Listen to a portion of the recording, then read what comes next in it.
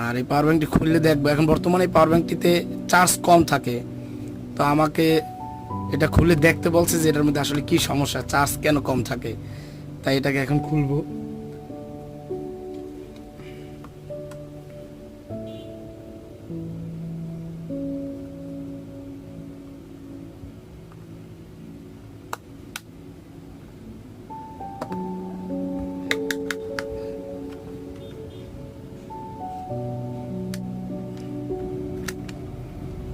মাশাআল্লাহ, এর ভিতরে একটা আইটেল সেটের ব্যাটারি, একটা স্যাম্পনি সেটের ব্যাটারি, আর একটা দেয়া আছে সার্কিট। সার্কিটটা আমরা খুলে দেখাচ্ছি আপনাদেরকে।